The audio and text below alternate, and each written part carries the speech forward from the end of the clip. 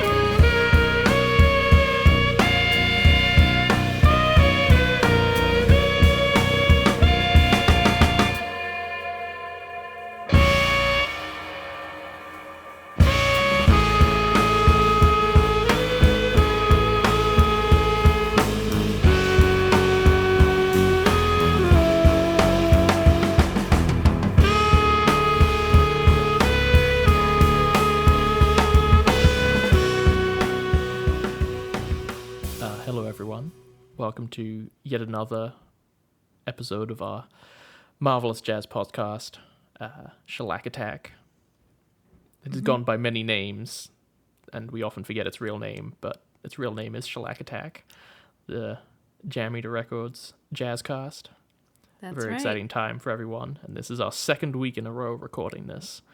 So oh my god, we're on really a roll. being so productive.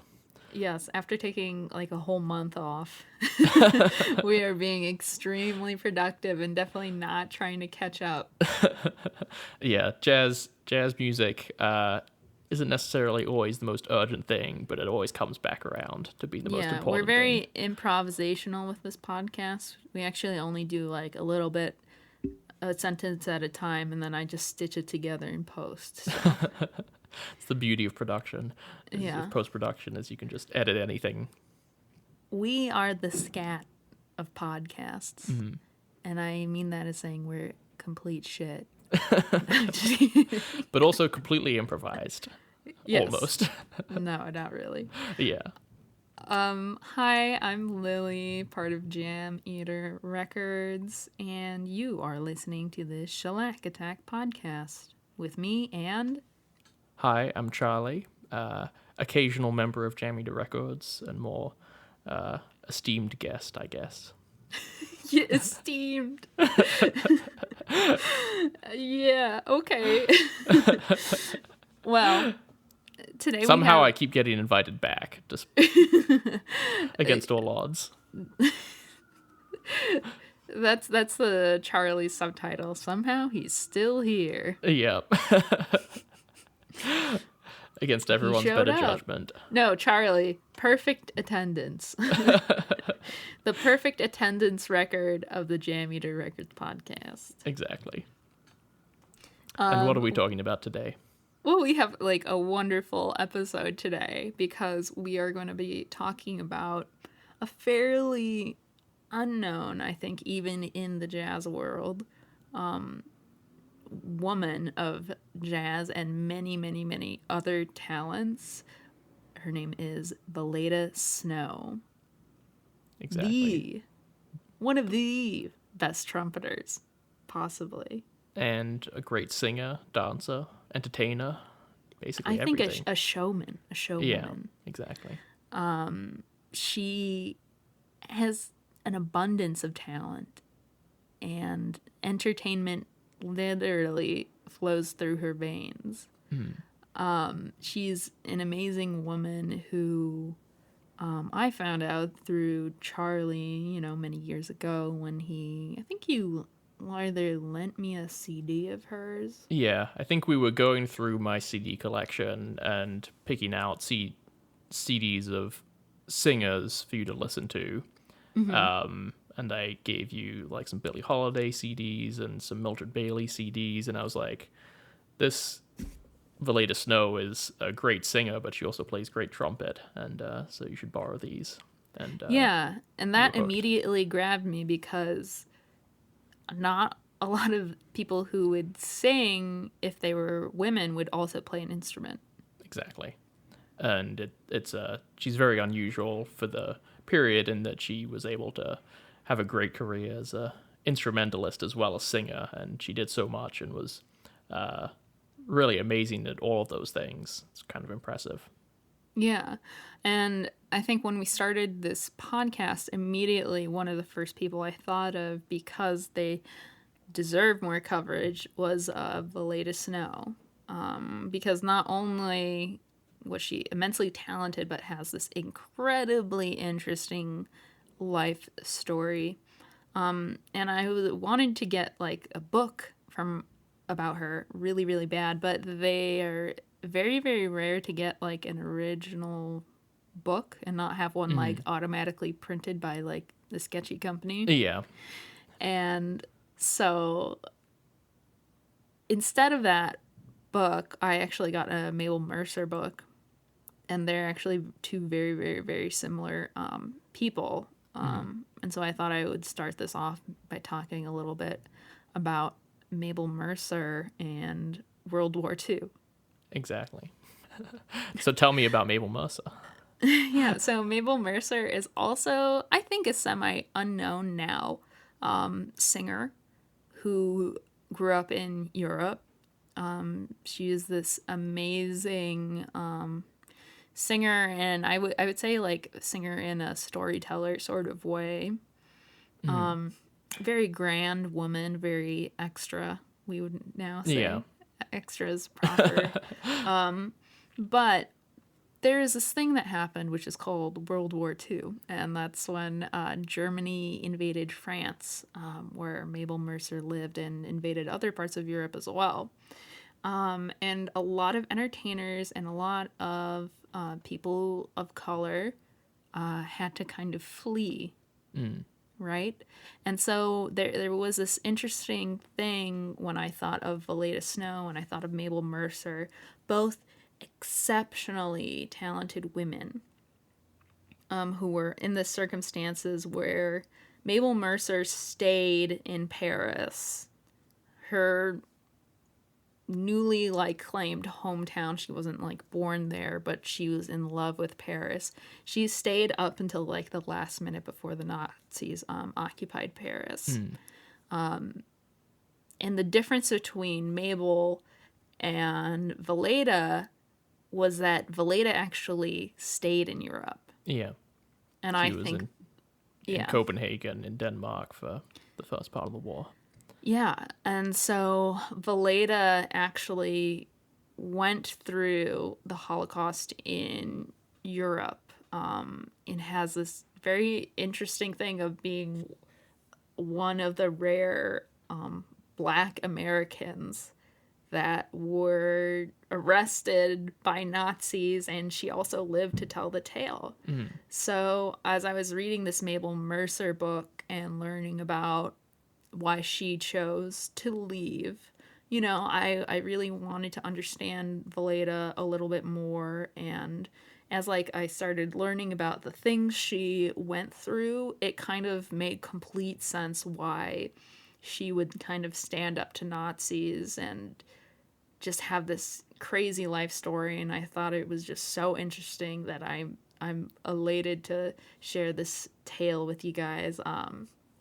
So I read a lot of articles to prepare for this. It took way longer than I thought to prepare, not just because there's so many bits and pieces that are here and there. It's a very winding road she took through her relatively short life. She went to a lot of different places, did a lot of different things, and it's a pretty complicated story to piece together.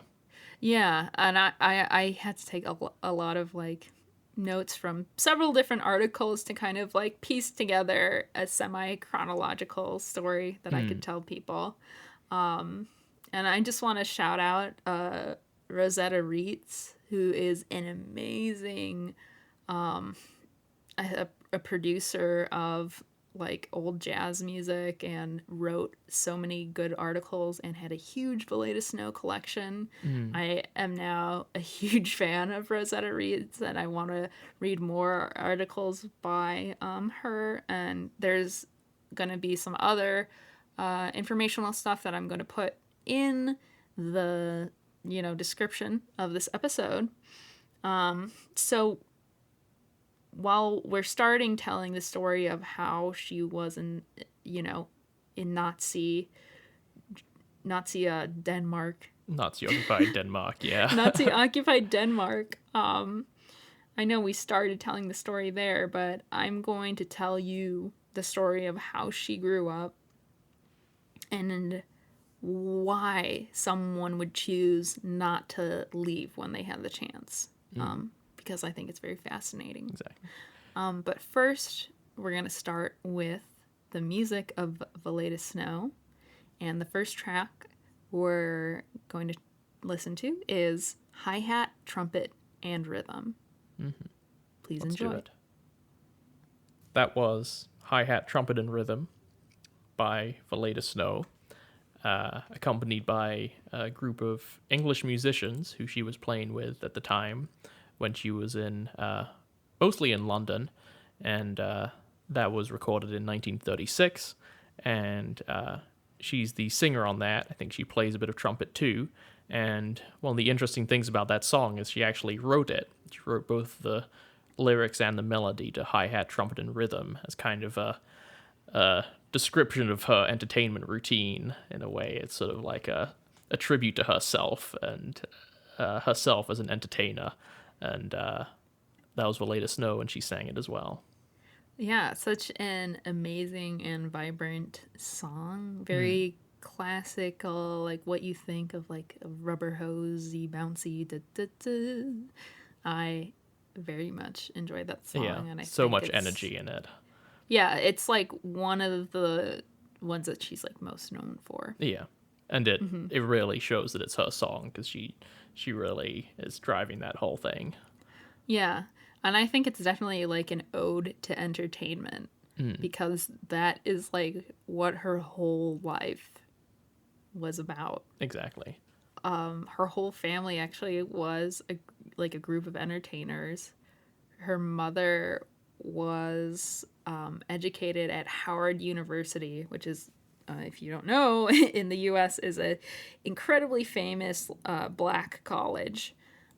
So her mother was college educated in music, and her father, I think, trained her and her siblings to perform in vaudeville skits and plays. And out of all of her siblings, Valaida was said to be the most talented and could play like a dozen different instruments. Knew how to dance. Yeah, and it's interesting the family connection and the vaudeville thing, because vaudeville is many early jazz musicians really came out of vaudeville because it was kind of the entertainment of the day before movie theaters really were developed as like a big part of pop culture. All the entertainment was live, and you'd have these circuits where touring musicians would appear and these 15-minute performances for in various towns every day. You'd go around through the circuit and visit towns and cities, and it was a great place for jazz to come up as like a hot new thing, like a novelty. But there was also the thing with vaudeville is there's so much else to it than just music. There was comedy and performance and dancing and short plays, and it was sort of magicians, and there was a place for anyone who had some talent to show it off for the purpose of entertainment. Yeah, and what like an insane environment to grow up as a kid, where as a kid you kind of, especially if you're excitable, you want to do everything and try everything, and that's kind of what Valaida did. Exactly. She didn't stop at learning instruments or learning singing. She wanted to do it all, and she would even like as she grew up even would conduct. And it was like famously said if she could hear a tune, she could write it down. Yeah. And like write music, which is like an extremely difficult skill to learn. And what's interesting with these vaudeville shows was that a lot of them were these kind of because they were like a family of black people in the U.S., what they would call minstrel shows were like primary, like the skits they would do. And it was a lot of skits like around race and stuff like that. And she didn't grow up in like a totally like flowers and roses world. She grew up in America, in Chattanooga, Tennessee. In the early 1900s, she was born. And there was a lot of racism and like crazy things happening in the U.S. And so she was used to being kind of like hated against for just being born the way she was. Yeah. And being picked out to be a source of entertainment for the color of her skin. And through entertainment, that was the way that she would make money, and that was the way that she also found her voice. So there's like this very complex relationship already starting with just being singled out and saying, oh, you can use your blackness for like a source of entertainment for us, while, finding that's the way you get attention, that's the way you're getting praised, and that's the way, your whole life is going to start. Exactly. And that would come in, it'd be very important later on when she would, end up traveling the world as an entertainer, and as maybe, we'll get into the reasons why she was so attached to staying in Europe at a time when it was getting worse and worse to be in Europe, and part of it was that the attitude of the public was very different to what it would have been in something like those vaudeville shows that were typically segregated, and a lot of these acts, as you said, were built around these racist stereotypes, and there was a lot of the life of the performing African American entertainer was a very difficult one, especially if you were touring around and traveling the country. It was a dangerous thing to do. Yeah. And that also just goes into not only just being black, she was a woman. And so that just like let a whole nother layer of bullshit like come her way, and even more obstacles. So we're gonna take a break here and play you Chloe, performed by Valaida Snow. So we're back. That was Chloe, performed by Valaida Snow. So as I was saying, when a woman picks up a trumpet in the 1900s, it's not a very casual thing. The trumpet was actually seen as a very, very masculine instrument. And women were very much discouraged from playing masculine instruments. Feminine instruments were including the violin, the piano, and things of that nature. So to be a female trumpeter was a very, very ballsy move. Yeah, and the record of performers from the time and recordings kind of reflects that. It's not that necessarily that there weren't great female trumpeters, it's that the entertainment industry had almost no use for them, and that you wouldn't get far if you were a woman standing up on stage playing a horn. It was it was not really regarded as something acceptable, socially acceptable. And so there are a few instances of great female jazz pianists of the time, but that did make an impact and became popular. But the piano was really, in many ways, the extent of what women were allowed to play in public. Yeah. If they were going to be performing. Right. So that's pretty insane that like her chosen like star instrument that she would bring out during shows, and they would often bring it to her like on a pillow at the end of a show, and then people would be floored. They'd be like, wow, that woman who is singing and dancing, she can also play like Louis Armstrong. Like people were totally amazed.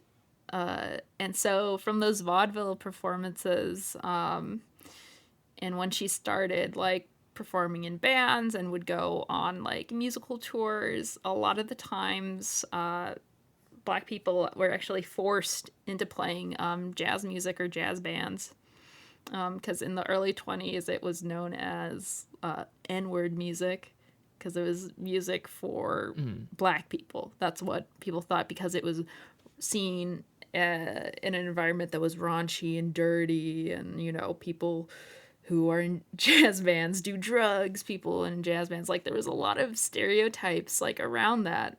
So here she is, this black woman trumpeter, and just on like every level of that description, those three words gave her like a lot of hardships in her life. And so she was an extremely like flexible person. She could, dismiss the offensive flirtations of a man. She could show people that she was an extremely talented player. You can play so well that will shut them up. And just being in an environment and forcing to play by these random rules like created by society. You know, you can't play here because you're black. Oh, you can't play trumpet because you're a woman. Exactly. Yeah, just very flexible and like such a resilient person already. Yeah, and there were so many. If you look at the places she played and the things she played with, and she managed to seek out those opportunities. She was part of these touring reviews in the 20s that were basically annual events with it was like a big show with song and dance and bands and jazz music, and Duke Ellington played with a lot of them when he was playing up in Harlem at the Cotton Club. They were called some of them were called the Blackbirds of 1926 or whatever it was, whichever year it was, and they had these kind of names that were just sort of indicating that they were, even down to the name, it was this sort of racist thing of like, oh, this is, novelty music by black people. Right. But she was part of a lot of these shows that actually did do a lot of touring and they were big deals. They were sort of the annual, like the annual Marvel movie of the year or whatever it is today. Yeah. And one of the shows that she performed in called the Chocolate Dandies, which was, I think, a failure. But she actually met Josephine Baker there, who is an extremely famous entertainer and burlesque performer. They met there, and they were the only people who got good reviews in the newspaper. Her, Valaida Snow, and Josephine Baker got the best reviews from the Chocolate Dandies show. So she, throughout her life, would come into contact with a bunch of other famous black women that came from these shows, Chocolate Dandies, Blackbirds, and like the segregated race shows where the black people are the theme and the focus of like this whole show wouldn't really die down and would kind of become also like a fad in Europe. It wouldn't really die down until movies became really popular. For some reason, that kind of reduced all interest in like the physical theater shows and stuff like that because, I could just go see a movie instead. Yeah, and one of the interesting things is how the movies in the 1920s, there are a lot of these shows because there weren't so many movie theaters. And so that was kind of the entertainment. It was this rolled into one thing where you'd go and there'd be theater and dance and music and sort of the full package of entertainment. And then when movies started coming in as important, that replaced the theatrical aspect of it. But you still had the music through dancing and ballrooms and big bands playing for dancing because that was still a big part of sort of just regular entertainment people had to go to, and you would go out and you would dance, and that was the thing to do. I guess you still go to the club now, but it was a sort of transition in entertainment, and that those sort of all-in-one theater productions did die down at the end of the 20s and in the Great Depression. Mm-hmm. And you mentioned Ellington earlier, and so we are going to listen to Caravan with Valaida Snow performing in it. So that was Caravan, which is a song that was written by Duke Ellington and one of his trombone players, Juan Tizol, a really classic piece of jazz repertoire, and performed here by Valaida Snow with a Swedish orchestra, I think, in 1939, a group of Swedish musicians. And I really like this song because it's such a classic bit of jazz performance, Caravan, and it's usually used to show like that, your band really knows its stuff, that it's pure jazz. It's not like a vocal with some trumpet added onto it, even though she does sing the lyrics.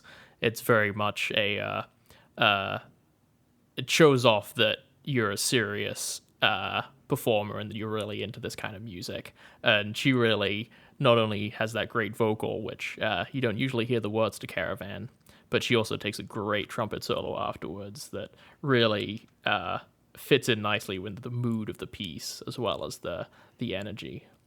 Yeah, it's really funny, like how ridiculously talented she is. And like when I was reading that people were afraid to bring her on tour because she was a woman, it's just so funny to me because even in like jazz bands back then, there was still a ton of like misogyny, and they're like, I don't know if we can really, take a woman on tour. Exactly. And, with the touring musicians, this is something that carried over from her earlier performances. But,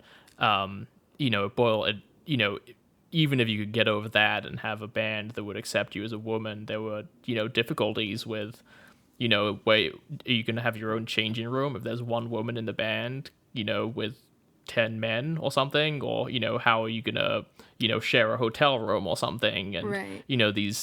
For a touring musician, it's really the extra on top of the difficulty of being accepted, there's also some really large logistical difficulties with trying to fit into that world.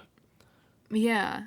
Yeah, because there were just like a lot of rules people had to follow. Like, we've definitely talked about before how black musicians couldn't stay at a lot of hotels. Like, they would have to stay at people's houses. And it's just crazy. Also, just like during this time, I said she grew up in Tennessee, where Jim Crow was like huge and like a big thing. You can't eat at this place, you can't drink from this fountain, you can't, you can't do like anything but in your own space. Like everything is very, very segregated. And it's interesting to think about how during this time there was also, the Harlem Renaissance. Exactly. And big things in black culture were happening, but also it was like an increase of lynchings, increase of the Ku Klux Klan, and like all these insane things. So when you see all of Valaida Snow's recordings, they're almost, I think maybe all of them might be in Europe. All the ones on which she is really featured as a performer are in Europe. I think there might be one or two on which she sings from Chicago from 1933.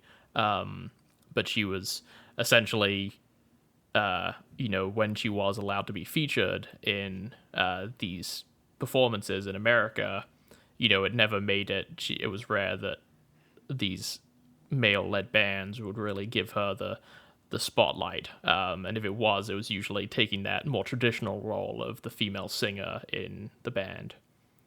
Yeah, so it's kind of just like no wonder why she very much was known as like a person who would always be in Europe touring overseas.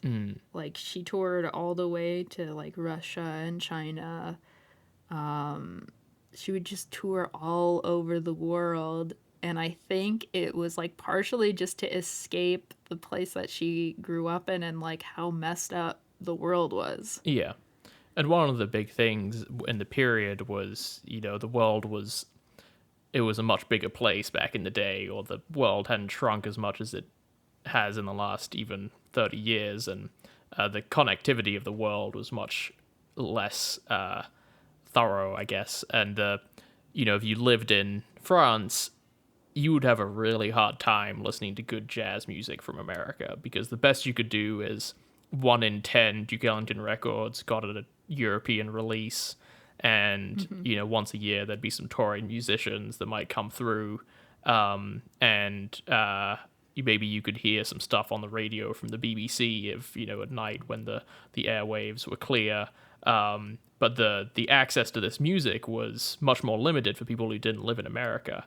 And so there was a great appreciation for any person with any talent who came over, because there was a huge interest in this jazz music.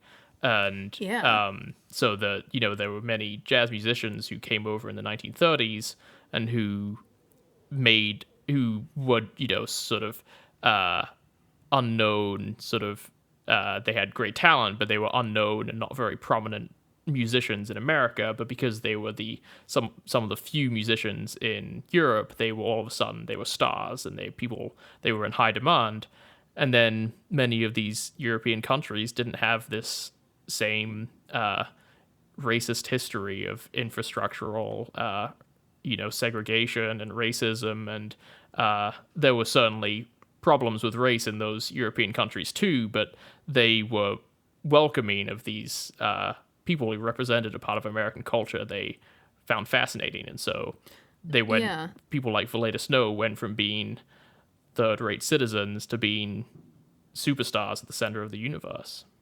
Right. Just very, very well respected and sought after. They would basically import jazz bands over to Europe. And, when the Second World War happened, that definitely gave everything like a downswing. But a lot of people chose to stay in Europe because just like life was better and it was more lucrative for a musician. Exactly. And if you look at the history of jazz in Europe, people like Coleman Hawkins, who's a really great tenor saxophone player, and Louis Armstrong even, and Benny Carter, and many other more obscure people, chose to spend years in Europe because sometimes, especially during the Great Depression, there wasn't that much work in America anyways. And so they found that the cultural reception to their music was much better in Europe. And it sort of shows on these Valaida Snow recordings because that she's accompanied by people who are perfectly decent musicians. They know how to play their instruments, but they don't really know how to play jazz that well. They don't have the rhythmic feel of it. And she is really leading the charge, and she's the center of attention, not just because she's the leader, but also because she's the only one who's really comfortable with this music. Yeah, so why don't we listen to another one of her tracks, Poor Butterfly, performed by Valaida Snow. That was, I think, one of both of our favorites, a song called Poor Butterfly. It's a great song, really beautiful lyrics, and Valaida Snow really gives it a good treatment on that.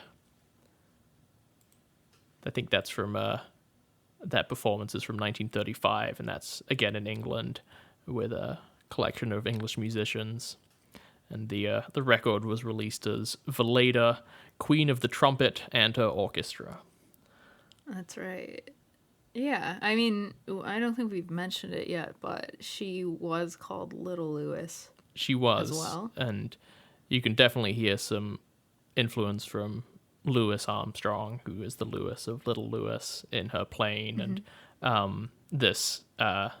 one of the things, she gets a few things from Louis Armstrong. One is the trumpet playing, of course, which is very much influenced by Louis Armstrong in terms of its style and the sound of the instrument.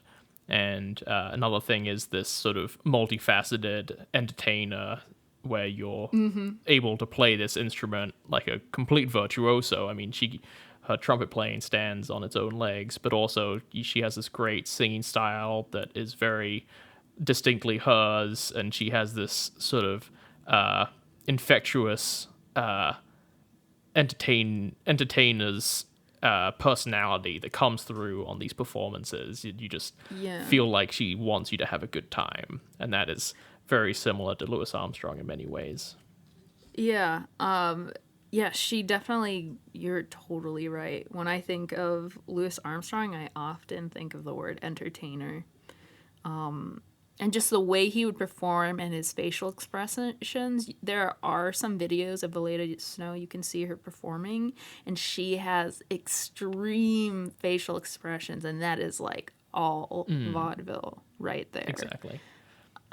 And her voice, I think some people can think of it as like a little bit gimmicky now, but that really high voice was extremely popular. And one of the reasons why Valaida was so popular is because the caricature of like a black woman singing at the time was really like husky and like low. And because she had like this really almost pop high voice, like this kind of baby doll voice, that's one of the reasons why people are so floored by her singing and playing. That not only could she sing like, the greatest pop stars of that time, but she could play like Louis Armstrong, and so there's this strange juxtaposition you were seeing on stage.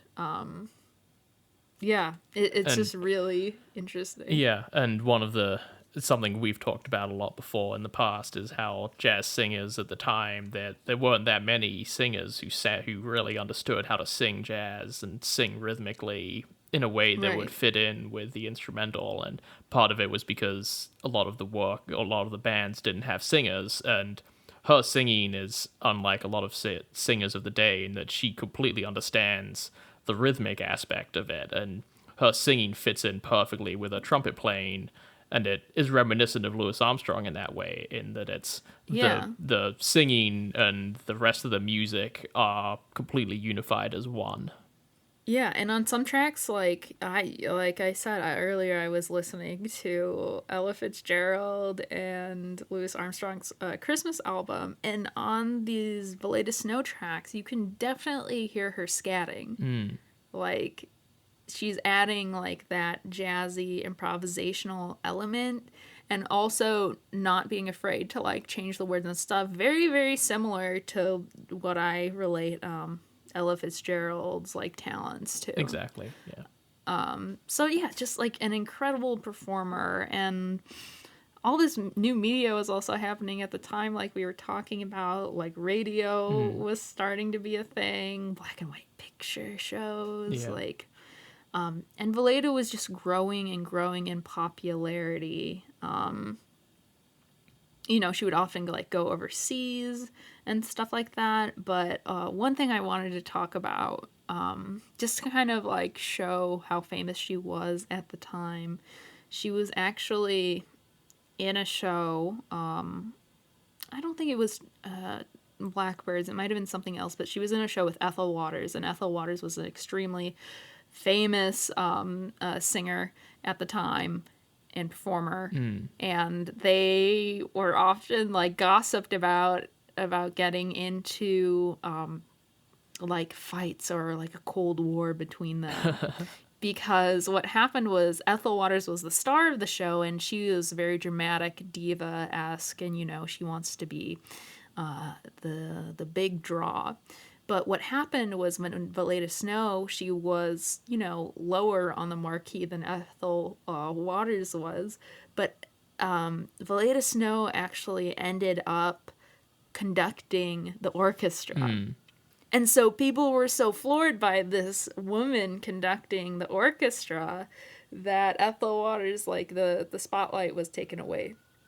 And Ethel Waters so was someone who had a history of maybe, big personality to go with her big talent. And there's a relatively famous feud between her and Billie Holiday that led to Billie Holiday essentially refusing to admit that Ethel Waters influenced her at all, even though you could kind of hear it in their voices. But there was some beef between the two of them over some dispute over who was the better singer, I think.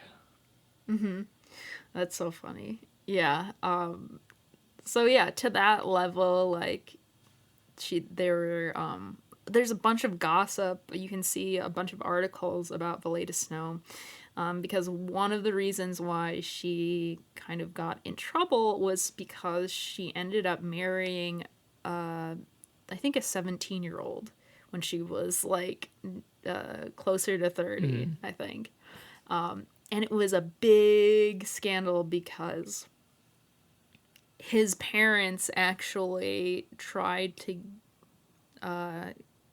she got arrested for bigamy, which is they weren't sure if she had actually divorced from her first husband.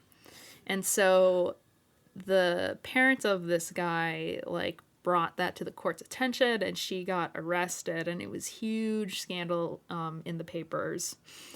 So it was like this whole like court proceeding. Everyone was like glued to it, like what is going to happen, because it was so unusual for a younger man to date an older woman, an older woman who was famous and like had a lot of money. So yeah, it was this huge thing, and incredibly scandalous. Their relationship like did not last the scandal. It was that extreme. And Valaida went through a lot of husbands in her life. There is several instances of her being married to someone and then not married to them, and she definitely was not afraid to enter into these relationships with various men in her life. She was just a character, and the best description I saw ever was that she was a larger-than-life person, and that she had a Mercedes-Benz, which was an extremely, like, lavish car at the time, with no top on it. Her chauffeur and her monkey had the same outfit. That's right, she had a pet monkey. And the car, the chauffeur, and monkey were all dressed in the same orchid color. And she was too. She had an orchid dress. So she was just an entertainer, not only in through her like career, but in like her life. She was this over the top, lavish person with a European car, a chauffeur, and a pet monkey, and just everything that I would probably dream to be in like the 20s. Exactly. So why don't we listen to, in the next piece, a song called "I Can't Give You Anything But Love" that kind of goes back to what we were talking about earlier with the Louis Armstrong influence. This is a song which Louis Armstrong recorded in 1929 in a version which didn't necessarily sell that well because the Great Depression was just beginning, but was very well regarded by many musicians afterwards, and people like Billie Holiday's versions and Django Reinhardt were definitely influenced by Louis Armstrong's version, and this is another version of this song, "I Can't Give You Anything But Love," that shows that Valaida Snow really... So that was "I Can't Give You Anything But Love," recorded in Copenhagen in the summer of 1940 in Denmark, with Valaida Snow accompanied by some Danish musicians. Records, I think, were released as Valaida med Vinstrup Olsen's Swing Band. And it's a version of "I Can't Give You Anything But Love" that you can hear has a lot of... takes a lot of inspiration from Louis Armstrong's version from 10 years earlier. Mm-hmm. And it was one of the last recordings, in fact, of Valaida Snow. This is right near the end of when she was able to record while she was in Copenhagen in Denmark before the Nazis invaded. Yeah, so let's talk about that. Yeah. How did she end up in Europe for such a long time? Well, she actually ended up moving to Paris and living there, and then just touring a bunch. Like, she had an apartment in Paris and then, would tour all over Europe. She was touring in Copenhagen when the Nazis came, and I think there is some story about, like, her losing her passport, actually, which is incredibly bad. I don't know anyone who's ever gone through that, but she also got separated from her manager. Yeah. And so she was stuck in Copenhagen, and basically was, like, trying to get out and get somewhere else, and then she was arrested by Nazis. And then it can't be... I tried to determine where she went after that. It's actually very, very, like, hard to say. But for sure, in the 1940s, so she moved to Paris in 1936, and then in the 1940s, she was in Westerfingel internment camp. And so that's not a concentration camp. That is basically just like a village where you're forced to live in, but you, like, live a semi-normal life, but under Nazi rule. And then she said herself, you're going to see other people online being like, no, she wasn't. But she said she went to a concentration camp. And that she might have been taken there mistakenly. And the torture, she actually lives to tell the tale of what happened.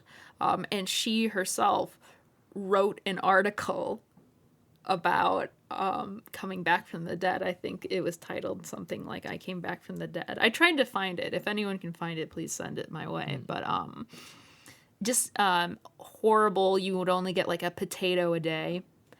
And daily lashings and beatings and horrible torture in these concentration camps, of course. And especially because she was black, especially because she was a woman. And there's the story where she was protecting a child from a lashing, and she got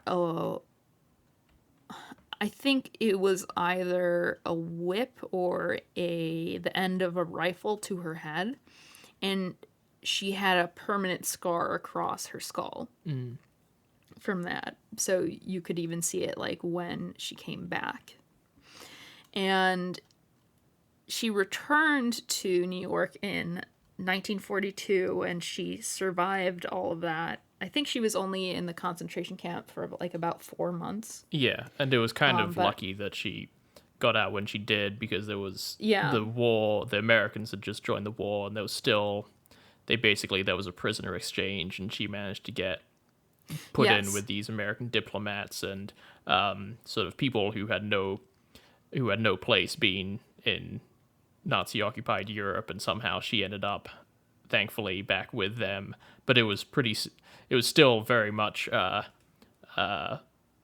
if she'd stayed any longer, that might have been it. We might never have heard from her again. Right, yeah. And it's crazy because no one actually knows what happened after she got back, because they just let her out in the streets of New York, and she was like wandering aimlessly. And a lot of people couldn't recognize her because she only weighed 76 pounds about. She was completely like emaciated from being starved in the camps. And, I bet you're confused, you're delirious, she might have had like an intense concussion from getting beaten. And one of her friends found her like in Harlem and like brought her to live with him. And she also hadn't been there for 5 years, so it was very much, she was just sort of dumped back in New York with no help and nowhere to go. Yeah, it's pretty crazy. And I just want to read a quote from her, that I came back from the dead. They took everything. 7,000 in traveler's checks, jewelry, clothes, and even my gold trumpet from Queen Wilhelmina of the Netherlands. And $7,000 is like over $100,000 in current times. Yeah, and that I heard some stories that she actually got her trumpet back. I'm not sure, but it was this beautiful gold-plated trumpet from the Queen of the Netherlands. She was kind of around royalty a lot of the time when she lived in Europe, but she never returned to her full glory. She was kind of scarred by these events, and never performed as well again.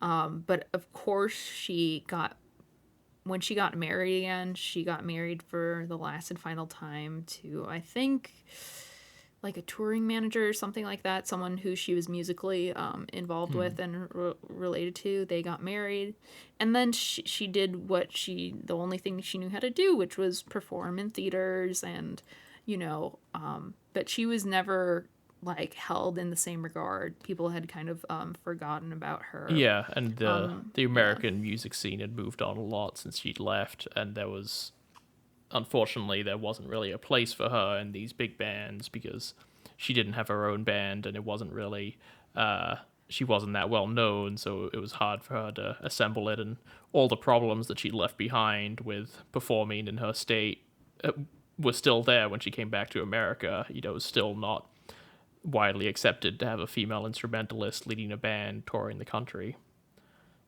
Yeah, and just all the accounts of her after she got back from World War II was that you kind of just felt bad for her. She seemed like a little bit broken, like on the inside. But she lived like a happy life performing with her husband.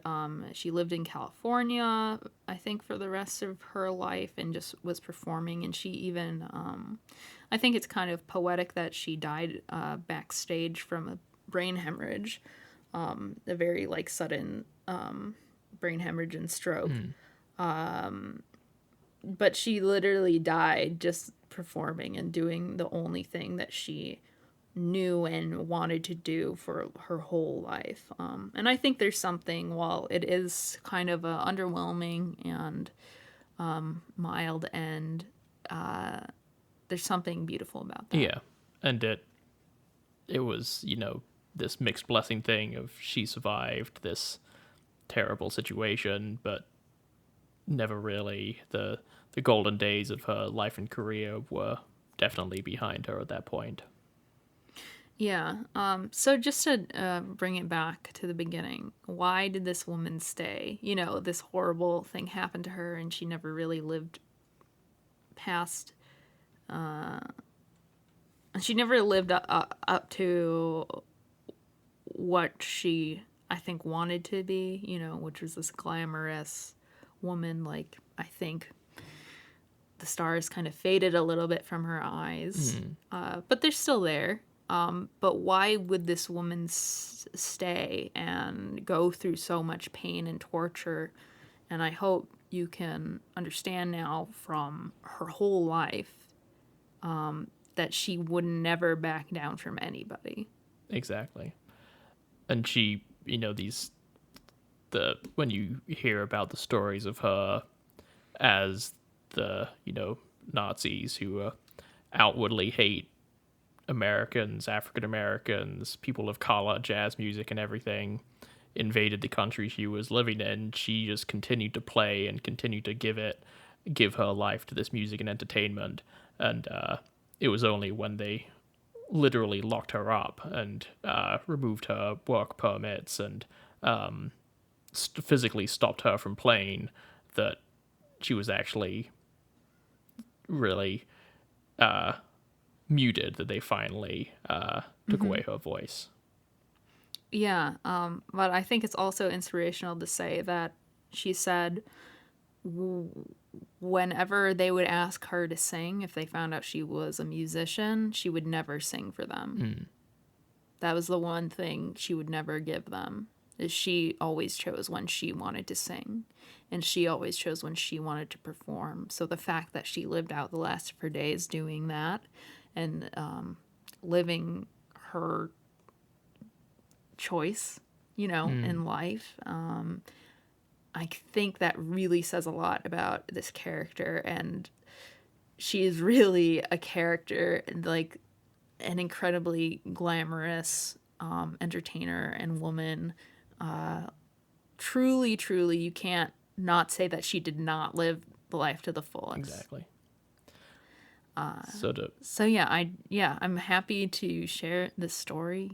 It's an incredible story, and one of the amazing things is that the music is there to match the story. And so, yes, to close it out, let's hear one more track. This one is another composition by Valaida Snow. She wrote this as well. It was recorded the same day as the hi-hat, trumpet, and rhythm, and it's called I Want a Lot of Love. So that was Valaida Snow singing, playing trumpet, and also showing off that she knew how to write a song. That's something called I Want a Lot of Love, and it's got a lot of Valaida Snow on it. And one last little anecdote about Valaida Snow to end on a more humorous note. Valaida is not exactly a common first name. I don't think most people know anyone called Valaida, but there's some confusion about Valaida's earliest recordings, because there's a recording from 1933 by someone called Valaida Snow, And originally, the people who were writing discographies thought that it was the same person, but they didn't realize that Valaida's parents named their 3 daughters Laveda, Valaida, and Alvaida Snow. Yep. I actually know a little bit more, if I can add to that. They're all named, I think, after Russian names. And that Valaida Snow actually added an I to her name just so people would know how to pronounce it. So on her birth certificate, it would not be there. Yeah. It's kind of names for a family of showmen. Yeah. Oh my god. Yes. So yeah, any other closing thoughts, Charlie? Well, I'm glad we did this because I think Valaida Snow is one of those people who we both have a lot of passion about, and I hope that we've managed to translate some of that to this little talk about her and her music. And yeah, I think it really is one of those things where I think it's better to talk to someone about something that they love than something they're not that interested in. Yeah. Oh my god. I don't know. She's just such like a badass. Absolutely. And I think it's funny because I think of her voice as like something that like my friends who don't listen to jazz would like laugh at. Like, why are you listening to this like hokey 1920s jazz singer, right? But she's like such a cool person, and I'm so passionate. And she's really represents that thing where you've got to be yourself, and you've got to live your own personality fully and love who you are and never be afraid to show it off. And that's one of the great things about her, is she was never afraid to show off who she was. Yeah, I think that's a great place to end it. So thank you everybody for joining us for another Shellac Attack episode. We'll catch you with more jazz sometime soon. Catch you with more jazz sometime soon, as we always say, which is our catchphrase. Yes, our catchphrase, which we use every time. Yeah, I should probably say, like, leave a review or, like, share us. I don't know, if you had fun, tell somebody you know. Yeah. And we'll be here. We'll still be here in the recording. All right. Thanks for listening, everyone.